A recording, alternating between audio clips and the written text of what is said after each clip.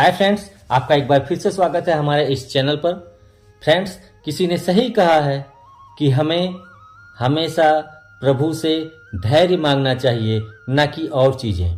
क्योंकि धैर्य जो है वो कितनी भी विषम परिस्थितियां हों, कितनी भी कठिन परिस्थितियां हों, वो हमें जीने की सही राह दिखाने का काम करती है।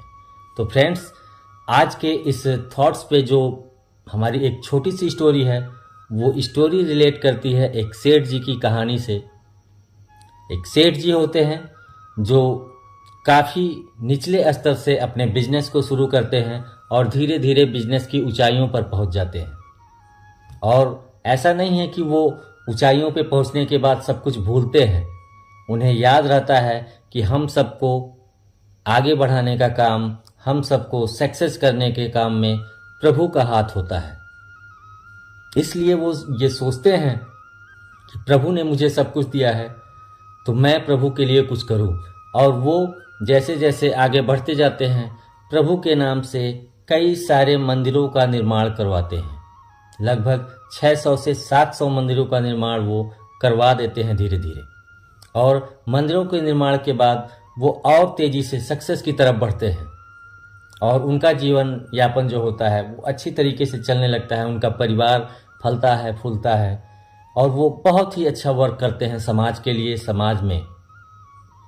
फिर कुछ दिनों बाद, कुछ वर्षों बाद एक ऐसा समय आता है कि उनके बिजनेस में बहुत बड़ा लॉस हो जाता है और उस लॉस को कंप्लीट करने के लिए उन्हें 100 करोड़ रुपयों की आवश्यकता पड़ती है।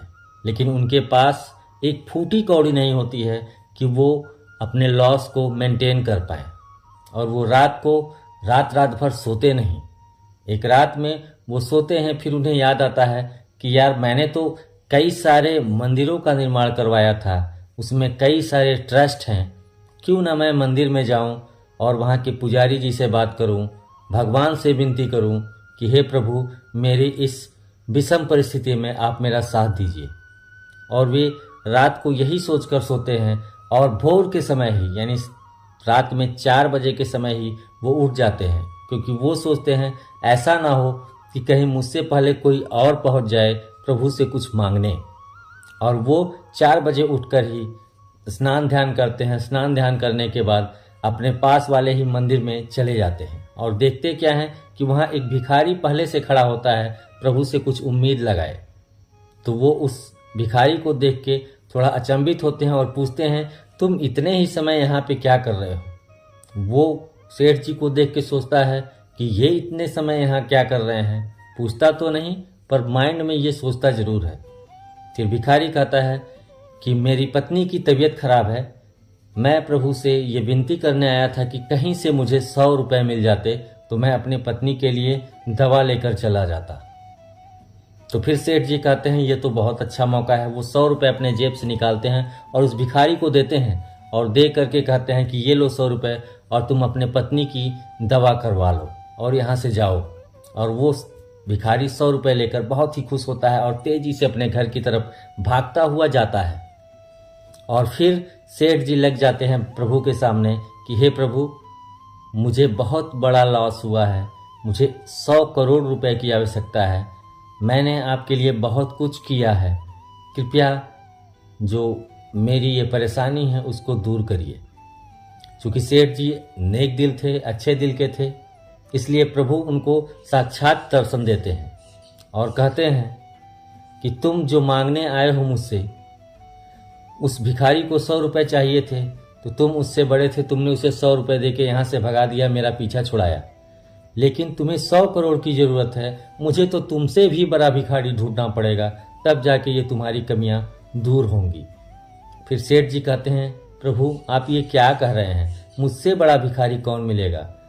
तो प्रभु ने कहा कि जितने मन से, त्याग से तुमने मेरे इतने सारे मंदिरों का निर्माण करवाया, काश तुम मुझसे मिलने ही आ जाया करते अगर, तो आज तुम इस कठिन परिस्थिति में, इस विषम परिस्थिति में नहीं पड़ते। सेठ जी को बहुत बड़ा आघात लगता है और वो प्रभु से कहते हैं, हे प्रभु, मुझसे बहुत बड़ी गलती हुई है, मैंने सबके लिए समय निकाला, अपनी पत्नी के लिए निकाला, अपने बच्चों के लिए निकाला, समाज के लिए निकाला, लेकिन आपके लिए समय नहीं निकाल पाया।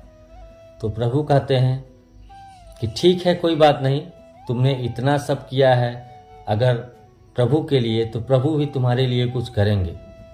तो फ्रेंड्स, इस कहानी से हमें सीख ये मिलती है, इस कहानी का सार ये कहता है कि हम अपने दैनिक जीवन में जो भी करते हैं, जैसा भी करते हैं, उसके साथ साथ कुछ समय प्रभु के लिए भी निकालना चाहिए। और हर रोज सुबह नहीं समय निकाल पाते तो इतना तो जरूर अपने ईश्वर को धन्यवाद देना चाहिए कि हे ईश्वर, आपने मुझे 2 हाथ दिए हैं, 2 पैर दिए हैं, 2 कान दिए हैं, 1 नाक दी है। इन सब के लिए आपका धन्यवाद, क्योंकि मैं उन कानों से अच्छी चीज़ें सुन सकता हूँ, इन हाथों से नेक काम कर सकता हूँ, इन आँखों से अच्छी अच्छी चीज़ों को देख सकता हूँ, इन पैरों से चलकर मैं अपने परिवार के लिए, समाज के लिए कुछ करने में समर्थवान हूँ। इसके लिए आपका कोटि कोटि आभार। तो शायद हमें कभी भी ऐसी कठिन परिस्थितियाँ, विषम परिस्थितियों का सामना ना करना पड़े। तो फ्रेंड्स, ये कहानी हमारी आपको कैसी लगी, आप कमेंट सेक्शन में ज़रूर बताइएगा। और अगर आप हमारे चैनल पर नए हैं तो इस चैनल को सब्सक्राइब करिएगा, फॉलो करिएगा एंड लाइक करिएगा। अगली कहानी तक आपसे विदा लेते हैं, तब तक के लिए thank you, have a nice day.